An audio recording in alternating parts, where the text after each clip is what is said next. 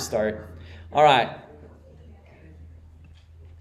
Listen, I don't know if you knew this yet, but there is an award for the most notes at the end of the week. Okay? So the person with the most notes wins. Also, if you're not taking notes, that means because you don't care. So if I look over and I don't see you writing anything down, I just think that you don't care. So, just saying.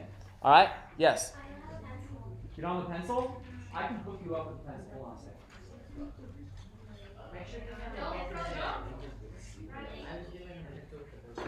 All right.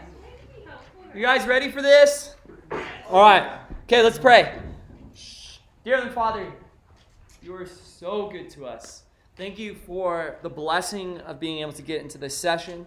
Lord, I pray we'd have fun, and I pray we'd have enough time to finish tonight, that we wouldn't run out of time. Lord, and I pray that you would be glorified in all that we do. In Jesus' name, amen.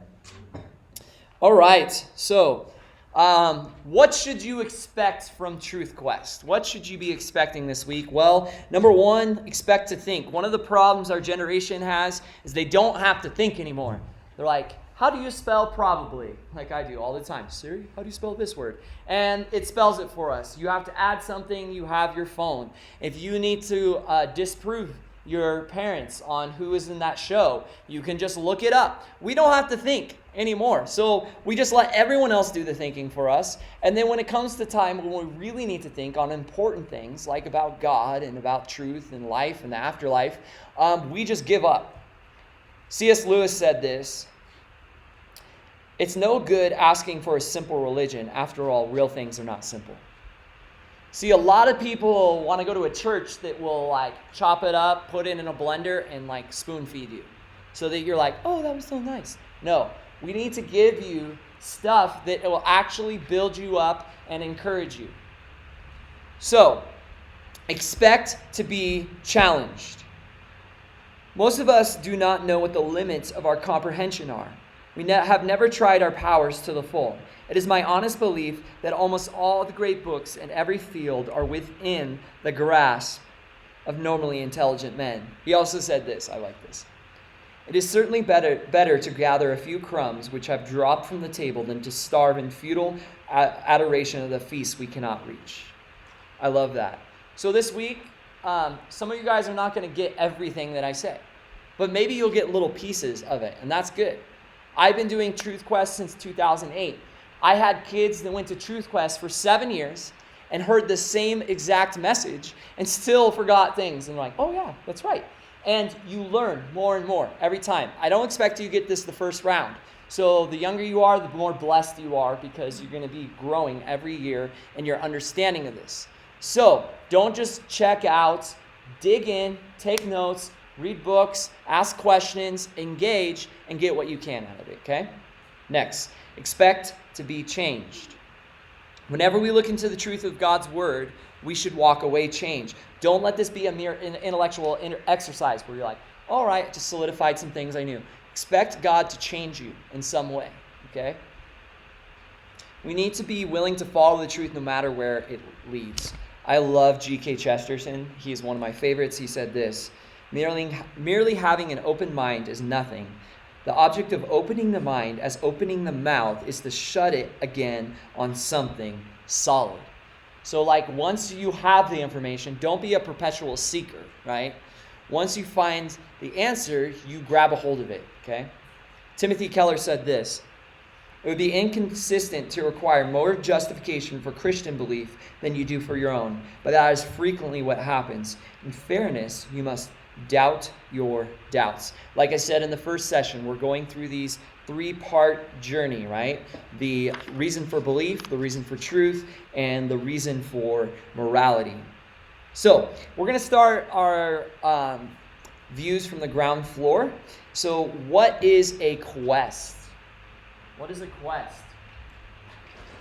A journey. Very good. All right. What else? What's a quest? Trying to find something. What is a quest? Okay. What's a quest? Journey with a task. What's a quest? Okay. Abby.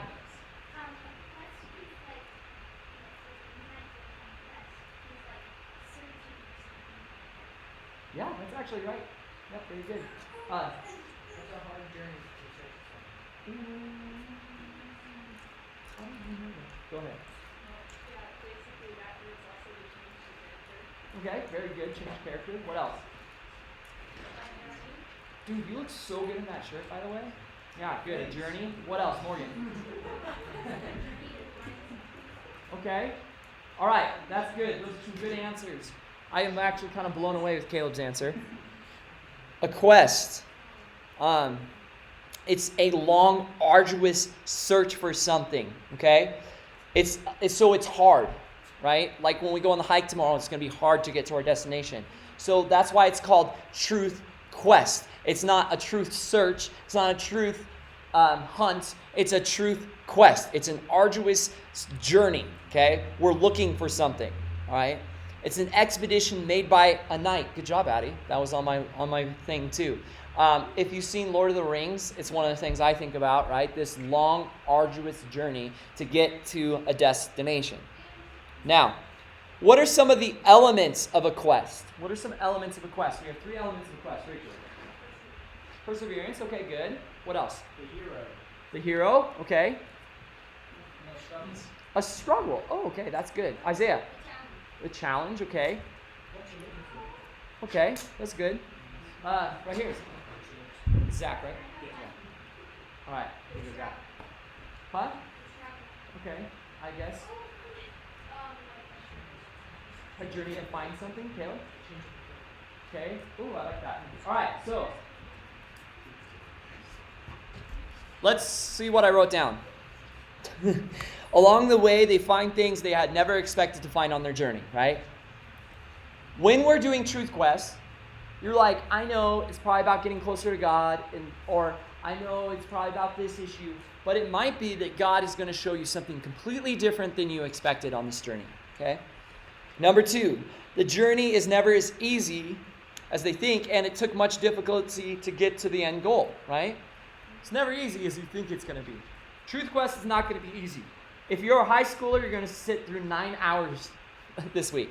If you're a junior high, you're going to sit through 6 hours. That's a lot of information, okay? So it's going to be challenging. Number 3, they had to determine who is friend or foe, right? I think about Lord of the Rings a lot, when they're coming into contact with these people. Another one is Pilgrim's Progress, right? As he comes in touch with people, he's trying to figure out if they're a good guy or a bad guy. I'm going to present to you both truth claims and false claims, and you're going to have to navigate through that a little bit your own too. Now we're going to be taking an arduous search this week. It won't always be easy, as Dr. Jeremiah said this. A lot can be learned about a person by the way he asks, is that really true? With those words, one person might be saying excitedly, I didn't know that was true, but I am so glad to find out.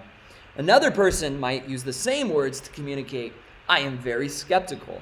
I am not sure I ever want this to be true, since it would mean a lot of change. Which one are you going to be this week? Are you like, I don't want that to be true because that means change in my life? Or are you going to be like, I'm going to follow the truth no matter what it costs me? Now, our theme this week, as I said, is truth and beauty. Like I said, truth without beauty is frigid. It's cold, right? Truth without beauty is frigid. There's nothing compelling about it. Beauty without truth is shallow. Beauty without truth is shallow. Truth with beauty is refreshing and vitalizing, right? So our purpose this week is this: to have both love and truth in everything that we do, okay? To communicate in love and truth. Love minus truth equals compromise. Yes?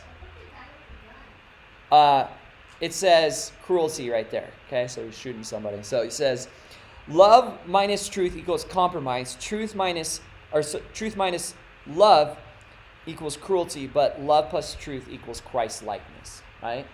So if you subtract love from truth, it's just cruel, right? Did everyone tell you have a big nose? Did anyone tell you have a huge Adam's apple? Did everyone tell you have bad posture? Did anyone ever tell you you're going bald? It's just truth without love, and it can be harsh, right? and hurtful with those statements. They won't tell you you're fat. It might be that you are some of these things, but it's not helpful, it's not nice, right? Then there's, I don't want to tell you you're wrong. I don't want to tell you that you're living in sin. I don't want to tell you because I just want to love the person. Well, now you're compromising. But when you do both, when you fully love somebody and you fully give them the truth, you're balanced. Now,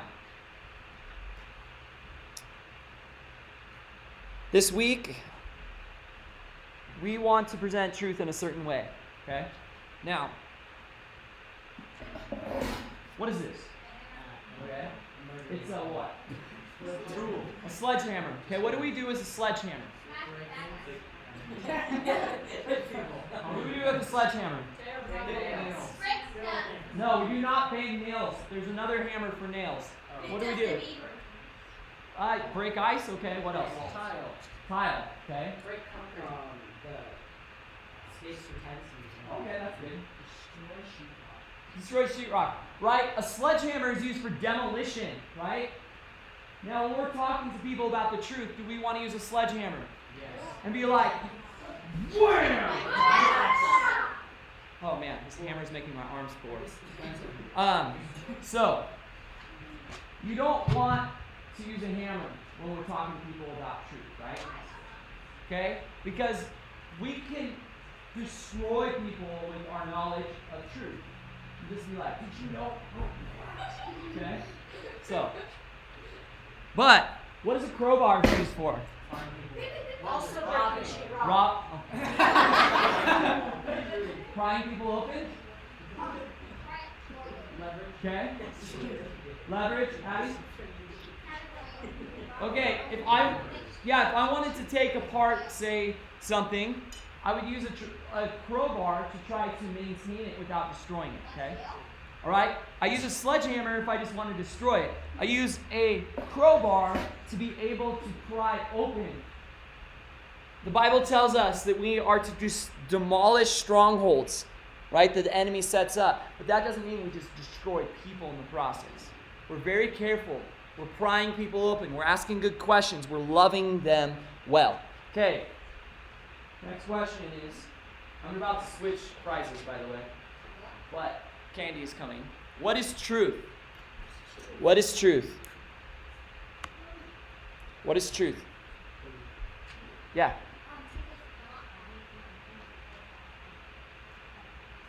Okay, not lying and telling people the truth. Okay. Absolute values. Okay, absolute value of something, Luke. Objective. Okay. Nolan. The real thing. The real thing. The real thing, okay. Something that's not false. Something that's not false. Okay. Chad. Honesty.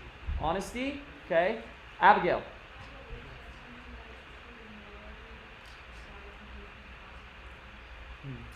You want to come up and teach, Abigail? Just kidding. All right. Morgan. The correct answer. Very good. Haven.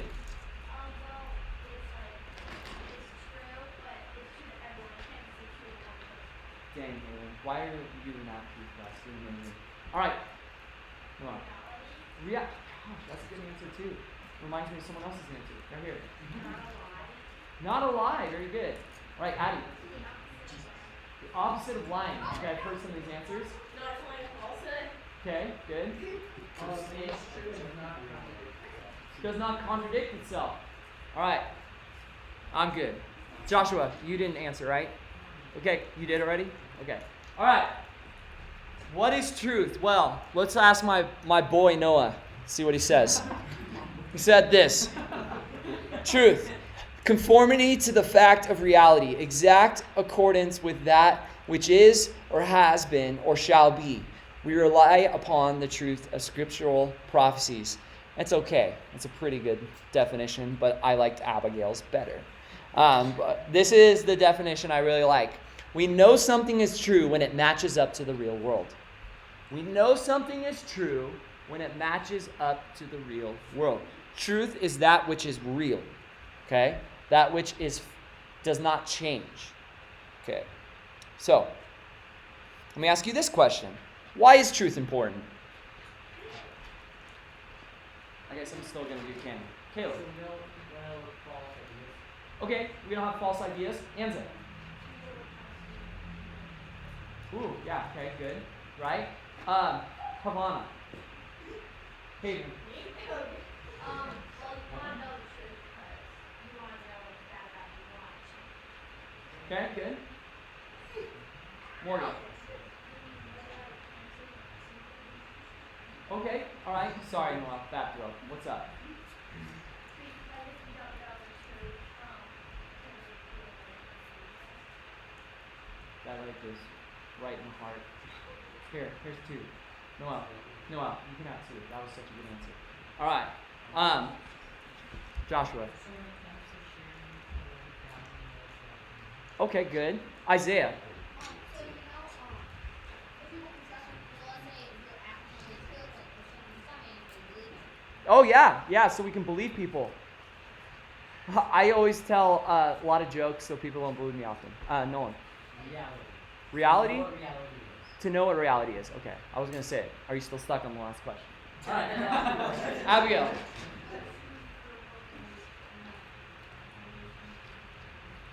Okay, good. Rachel?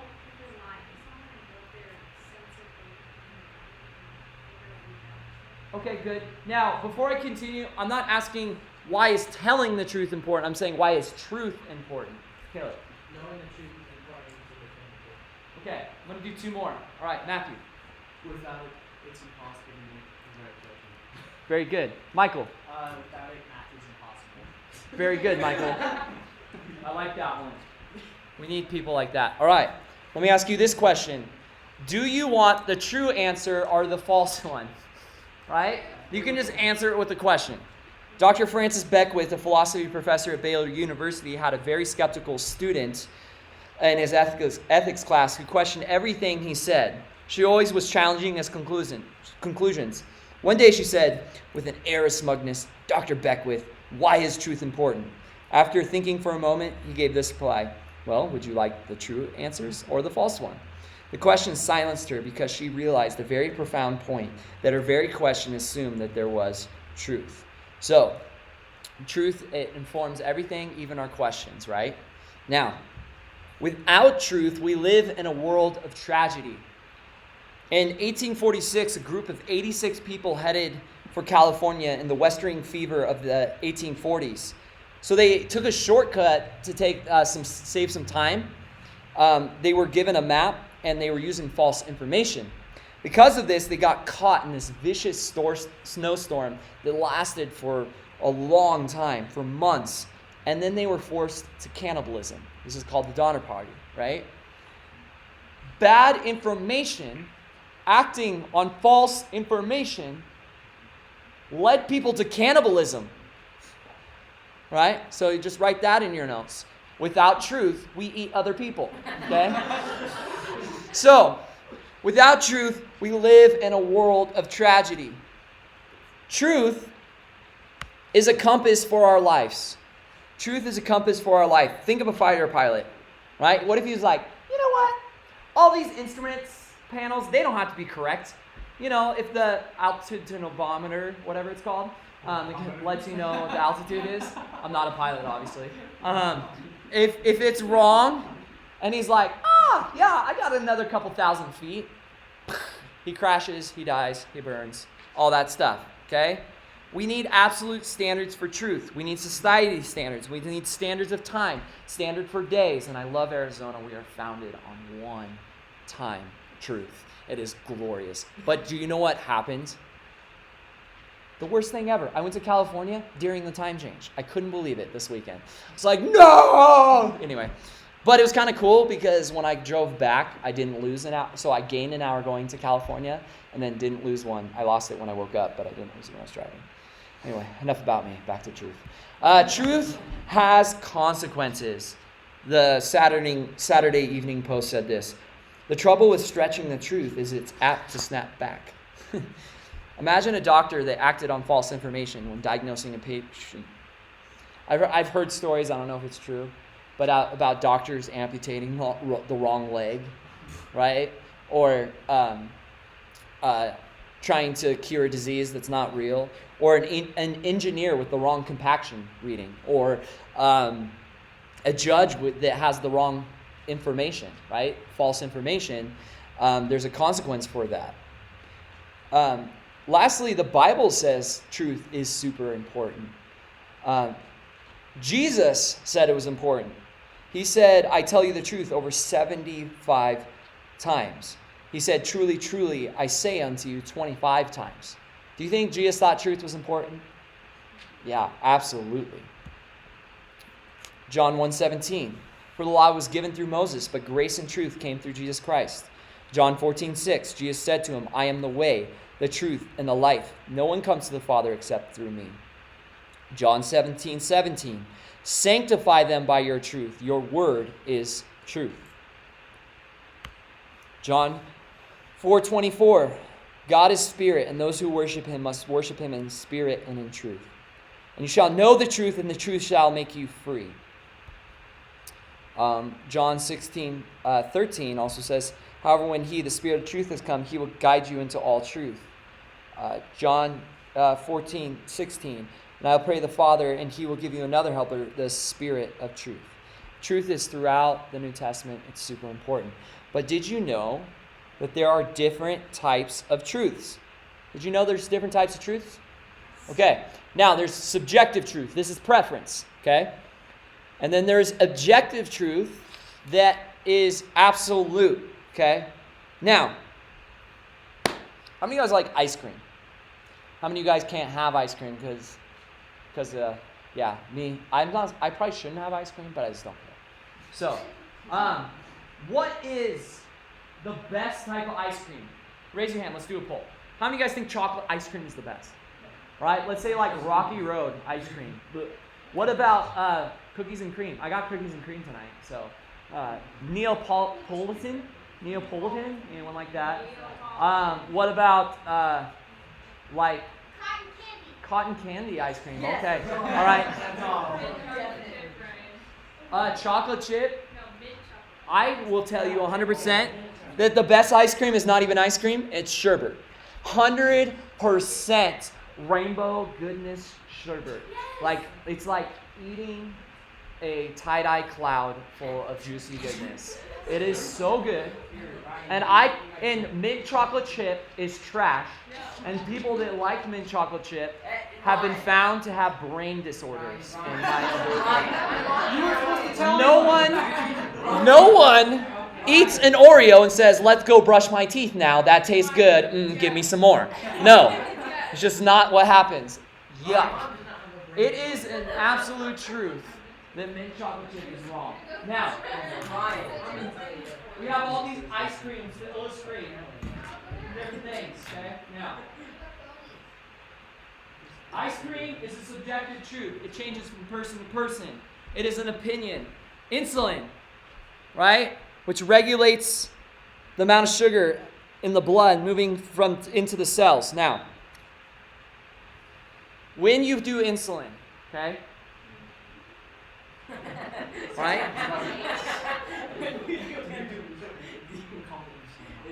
All right. You stick it in there. All right. So, and then you're good. All right.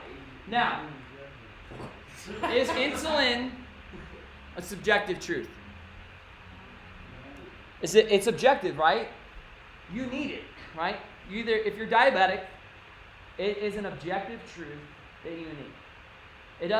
It's not changed upon your preference. It's not a preference issue. Now, we have these starbursts in the castle of objective reality. Okay? And in this castle of objective reality, there is a definitive, absolute, objective number in there. Now, here's the problem. I was doing this for many years. One smart kid said, well, what if we take one out? Yeah, but it would have a different objective number. Now, no one take any candy out of it because some kids are going to go home and count it. Luke counted it for us, so you can trust the number because I did not count it. Now, it's worth 20 points, right?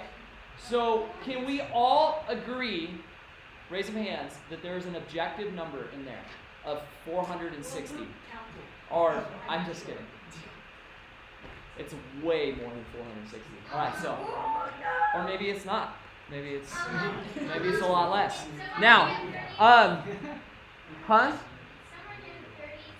Yeah, probably somewhere near something. Okay, now, there is an objective number of starbursts in there. Raise your hands. Good? Good? We're all good with that? Okay, some of you guys need to be convinced. All right.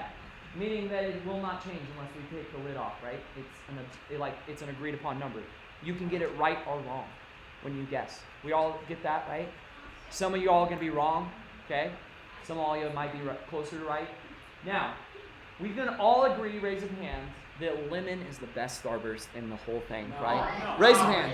Lemon is objectively the best. What is wrong with Lemon, it's like, oh, it's so good. It's like, What is wrong with the first? now,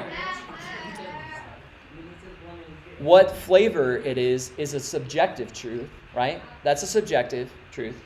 And the number is an objective truth. Okay, now, we're going to do a little exercise. And I guarantee you guys are going to get this because you're pretty darn smart kids. Now, I need some shouting, okay? But we got to shout with clarity, okay? So, now, does everyone understand the difference between subjective and objective? It's on the screen. All right, so I want to write some stuff down on this whiteboard. And we're going to decide what is objective and what is subjective, okay?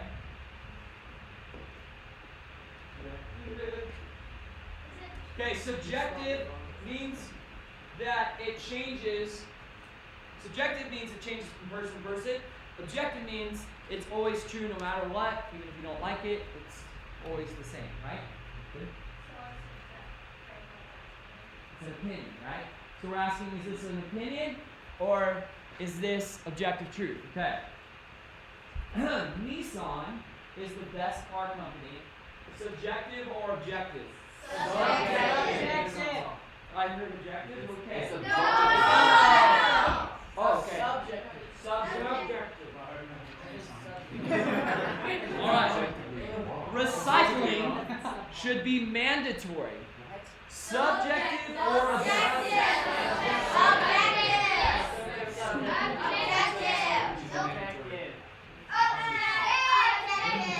There is concrete evidence that plastic is very damaging to our planet. All right, okay, Mark.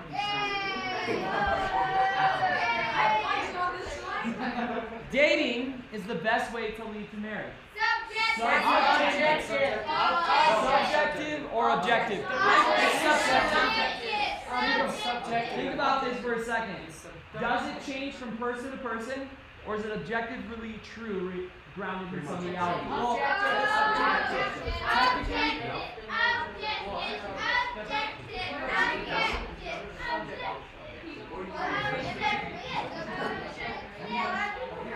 It changes from person to person.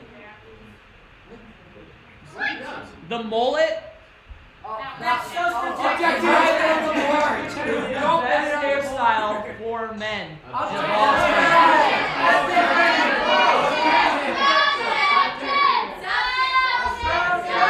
he says objective.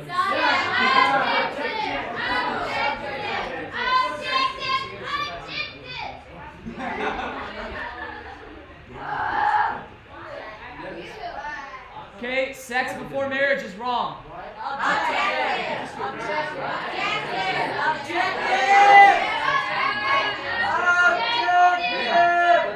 Okay, is it grounded?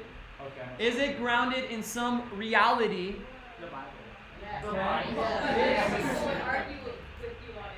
Just because it's okay. So the question is it if it's a yes or no? Let me help you with this. If it's a yes or no, it's objective, all right? If it's depends, it's subjective. So sex before marriage is either right or it's wrong. It doesn't change from person to person, does it? It can't change from person to person. You can't just, it's either morally wrong or it's morally right.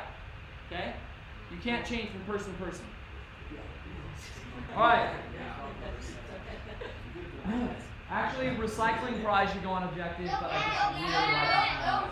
Okay. Spell it out too. All right. A shower every day is essential.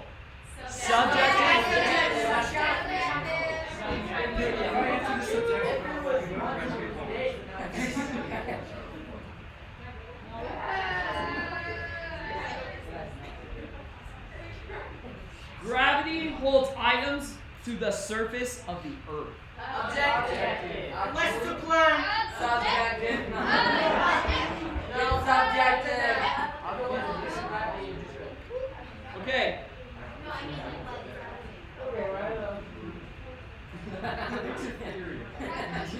Ross is the best shopping store in the world.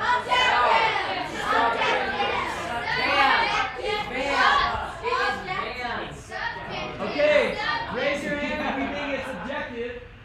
Raise your hand if you think it's subjective. Okay, obviously, it's subjective. Shopping spelled with two P's. Yeah.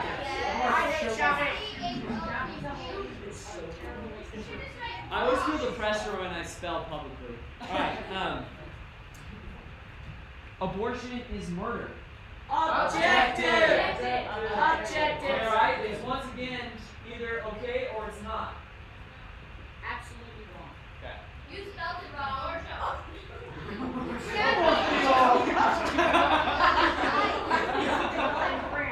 I was just testing you. All right. Obeying parents is godly. Objective or subjective?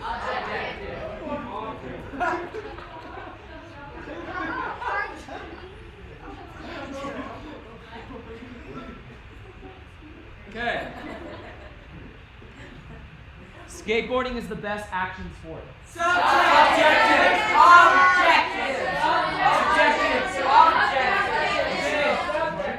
answer. If you can break your arm, it's subjective. Ryan. Right? So, So-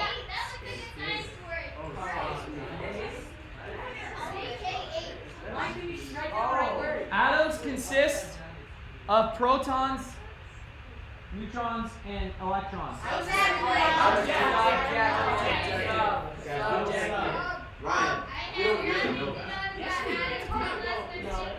was a speaker in biology class. Okay. Listen, here's one that's really important that everyone gets wrong. Ryan can bench press 450 pounds. Subjective or objective? Raise your hand. Guys, I've seen it. Raise your hand if objective. Objective. Objective means it's right or it's wrong, and it's really wrong.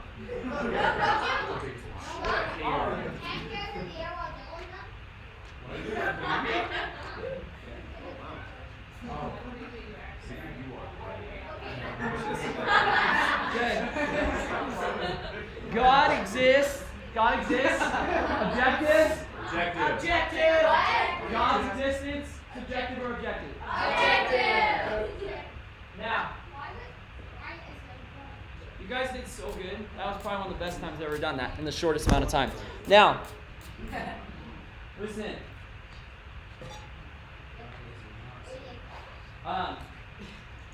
So, listen closely to me. Cough weird. Here's the thing. Absolute truth is true whether or not anyone believes it. It's true whether or not anyone follows it. It's true whether or not it works in the way you want it to. It's true whether you agree with it or not. Okay? So the one about me bench pressing is objectively false, right? So many people will be like, that's subjective, because they think subjective means false, objective means right and true. That is not it. Do you guys see the nuancedness of this, right? That subjective truth changes from person to person, and there are certain truths that are subjective, and there are certain truths that are objective, okay? This is really important to get. Does absolute truth apply to morality? Now, some of you guys, when we're talking about sexuality, when we were talking about recycling, when we're talking about abortion, when we're talking about obeying your parents, this has to do with right and wrong. And some people think that morality changes from person to person. Morality cannot change from person to person. If God does not exist, then it is not morality. It's preference. You can't call it morality. And we'll talk about this a little bit more tonight. So many people think that it can change, but it can't. You can debate me whether sex before marriage is wrong. That's okay. That's an objective position. But you cannot say that it changes from person to person, because then you're not talking about morality. You're talking about opinion. An opinion cannot be defended, right? Because it only is subject to each person. C.S. Lewis, my favorite book ever that you all need to read, is Mere Christianity. And it says, it seems that we are forced to believe in a right and wrong. People may sometimes mistake about them, just as some people get their sums wrong. But they are a matter of mere taste and opinion any more than multiplication table. Okay, so let's talk about the relativist theory. We're going to talk about this more tonight, but for the junior hires, we're going to dig into it a little bit. The relativist position is what is true for you is true for you, but what is true for me is true for me. All views and points are as equally valid. That's relativism, okay? This has dominated our culture for a long time. The sad thing is that Gen Z is moving from postmodernism or relativism into what they now call post-truth. Post-truth is, I know that there's truth, but I just don't care, right? I don't need to live according to truth, okay? Relativism says that I have my own truth, and you have no position to tell me my truth is wrong, okay? It's dependent on the person. So here's the summary of the relativist theory. Every person has different morals. We all agree with that, right? Every person's morality is private, and this is where the problem comes. Therefore, there is no objective morality, nor any moral absolutes, and an individual cannot judge another's morality. Now, we're going to dismantle this. If you want to know more about relativism, there's a book by Greg Koukl. It's actually sitting right here, called Relativism, Feet Firmly Planted in the Air. If you guys want to borrow it, I really need it back because it's a super important book for Truth Quest, but you're welcome to borrow it if you need it. All right. Number one, it denies moral intuition altogether. If nothing is self-evident, nothing can be proved. If nothing is self-evident, nothing can be proved. We must know certain things immediately, directly, in order to have tools to learn other things. The mind grasps them instantly, and all inferential knowledge flows from them. If we always have to give justification for everything we know, knowledge would be impossible, because we could never have an infinite series of questions. Okay. Now, so what it does is it denies moral intuition altogether. Okay. An example is the founders, right? We hold these truths to be self-evident, that in each one of us there is a greater morality that's greater than us, right? So, next, it doesn't work practically. I love this C.S. Lewis quote. He says, whenever you find a man who says he doesn't believe in in right and wrong, you will find the same man going back on this a moment later. He may break his promise to you, but if you try breaking one to him, he'll be complaining, it's not fair, before you can say Jack Robinson. It seems then we are forced to believe in a real right and wrong. I heard one professor said, I don't believe, he had a student that said, I don't believe in right and wrong. So he walked up and he stole his iPod. And he took it and he put it in his pocket. And the student came up afterwards and he's like, I want my iPod back. And he's like, well, to me, stealing's okay. And he's like, yeah, but it's wrong. And he goes, yeah, that might be your morality, but my morality says that it's okay. So it doesn't work practically. There's no way you can set up a society based upon that. You can't have it change from person to person. The sociopath is just as valid as the saint under relativism. Beckwith said this, for to deny the existence of a universally objective moral distinctions, one must admit that Mother Teresa was no more or less moral than Adolf Hitler. That torturing 3-year-olds for fun is neither good nor evil. That giving 10% of one's financial surplus to an invalid is neither praiseworthy nor condemnable. That raping a woman is neither right nor wrong. And that providing food and shelter for one's spouse and their children is neither a good thing nor a bad thing. Ray Kokel said, "Those who deny obvious moral rules, who say that murder and rape are morally benign, that cruelty is not a vice, and that cowardice is a virtue, do not merely have a different moral point of view, they have something wrong with them." Now, it sounds nice and pretty when you say, well, I believe homosexuality is wrong, but for them it's okay. I mean, I would never do that, but if they want to do them and do their thing, they can do their thing. Right? That sounds nice, it sounds reasonable, but the reality is, where do we get our source of morality in the first place? Because we go to Iran, and if you're a homosexual there, they throw you off buildings. That's how they kill you. And we could say the same thing. Well, for Iranians, it's right for them. And for us, it's wrong in America. But it changes, let each person do what they want, right? Morality cannot change from person to person. You cannot say, if the person is their own standard, you cannot say that Mother Teresa is any better than Adolf Hitler. Do you see that? Because there's no standard. There's no objective standard outside of the individual at that point. We laugh at honor and are shocked to find traitors in our midst. We castrate and bid the glidings fruitful. The quintessential relativist is a sociopath, one with no conscience. This is what relativism produces.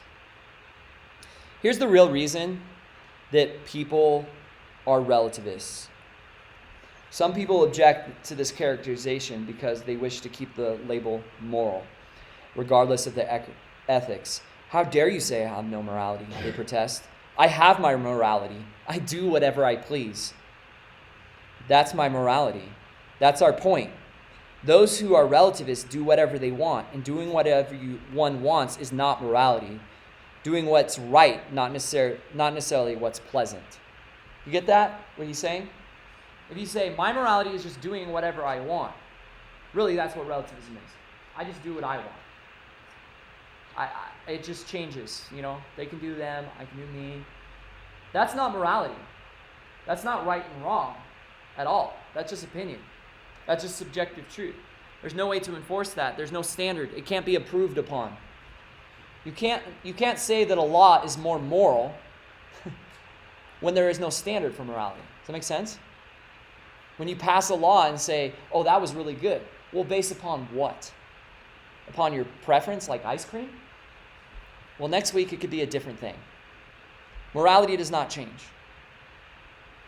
When morality is reduced to personal tastes, people exchange the moral question, what is good, for the pleasure question, what feels good. They assert their desires in an attempt to rationalize their choices with moral language. Relativists realize they can't live in a world without ethics, so they come up with theories to appease their conscience. This is why real people are relativists. It's because of the way they feel. And I get that. We want to love everybody, but denying moral objectivity is not loving people. Right? To just allow somebody to harm my family and just let them do them is not loving to my family, and it's not loving to that person. Right? Defending those who are weak, defending those who are hurt. So why is truth so important to share? Because when we live contrary to the truth, when we live in a world outside of the truth, it leads to tragic, both temporal and eternal consequences. When people live outside of truth, people get hurt. People are destroyed. Listen, truth does not bend to the actions of the unbeliever. There will always be consequences to rejecting the truth. Tomorrow we're going to be talking about this with belief in truth. If I said right now, went on top of this, the pinnacle of this building right here, I said, I'm a bird, like a notebook. Call me a bird, right? And I'm up there, And I believe. And I'm going. And I'm like, all right, Megan, catch me. Here we go. Woo! Right? It doesn't matter what I believe. It doesn't matter that I believe I'm a millionaire. My bank account says otherwise, right? When I say Lamborghini, charge it. Consequences. When I say I believe I can fly, consequences. When I say I'm a woman, consequences, right? Whatever you say that is contrary to truth, it doesn't matter if you like it or not. It doesn't matter if you agree with it. It's going to hurt you, and it's going to hurt the people around you. This is why it's so important to understand objective and subjective truth. Because what I realized 14 years ago when I started doing youth ministry is that you guys can come to a Bible study, listen to my message, and go, oh, that was so good. And go on YouTube and listen to something that's completely contrary and go, oh, that was so good. And say, oh, I agree with both. But what you don't realize is they're completely different answers. One says 2 + 2 is 4, one says 2 + 2 is 5. And you're saying, I believe both. People do that with morality. They do that. That's what it means when you're a relativist, when you say, oh, they can believe what they want to believe, and I'll believe what I want to believe. Right? Truth is important. Truth is important. Now, truth is like a wall. She's unyielding, impenetrable. She's unmerciful. She will not be broken by sincerity, by belief, or complex philosophies. Now, you're welcome to walk alongside her, right? But you can't walk through it. You can try to live contrary to truth, but it will always snap back. It will always have its consequences. And sometimes it will be eternal or lifelong consequences when we live contrary to it. That's why this is so important. Without truth, we live in a world of tragedy. All right. Let me do some review with you guys. Now, I have some pens, okay? They're insulin pens to remind us of what? That objective truth is what? Objective truth is what? Universal truth. Okay. Chad? Something that you can't be altered by opinion. Okay, good. Isaiah? Okay. Nolan? Okay. All right. Joshua? It's either right or wrong, right? Kalal?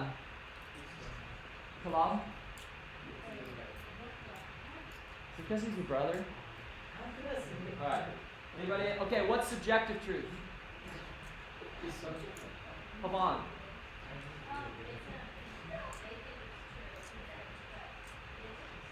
Yeah, it changes from person to person, like mint ice cream.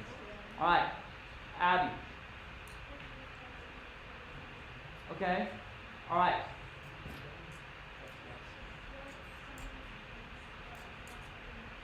Okay, new question. Why is truth important? Why is truth important? Amira. Okay, all right. Addie.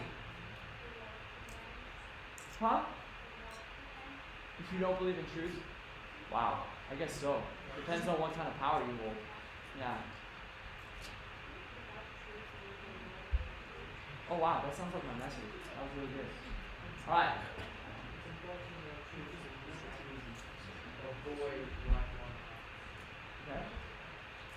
Truth, telling like, oh, I lost it. Okay. Truth is, Okay, go ahead. I already got one, but I just wanted to say it'd be like when Noah was around and the Bible said everyone could look at saw like around ice. Very good, Matthew. I was just gonna say completely original idea. Relativism takes over and then we don't. Okay, cool. All right. Who else hasn't got a pen and wants to answer why truth is important?